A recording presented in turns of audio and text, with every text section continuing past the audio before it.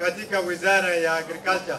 Tuko na furaha leo kukuja hapa na waheshimiwa Osoro, Nyamoto na Mheshimiwa Nyakundi.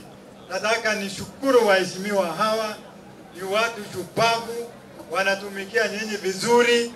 Hata jana walikuja Nairobi, wamekuwa ofisi yangu ya Kilimo House Nairobi saa 12 kabla mimi sijafika. Ni watu wanatumikia nyinyi ama hawatumikii? Kwa hivyo tuko hapa siku ya leo, tumewaletea fertilizer, tumeregister nyinyi hivi majuzi.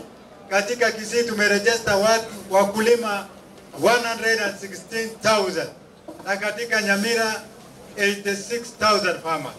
Na kuna wale hawakujiregister, tunataka waende kwa ofisi ya agriculture ya county wajiregister wale hawajaregister, so that wapate namba wafaidike na fertilizer kama vile wengine wameregister. Pia Mheshimiwa Nyakundi ameniambia kwamba kwa wakulima wa sehemu yake area hii hakuna National Cereals and Produce Board, si ndio? Hakuna NCPP, sababu kama ni Nyamira, kama ni sehemu nyingine, kama ni Homa Bay, wanaenda mpaka Cereal Board wanachukua fertilizer. Sasa siku ya leo mimi nataka kutangaza hapa ndio itakuwa Cereal Board yenu ya kuchukua fertilizer.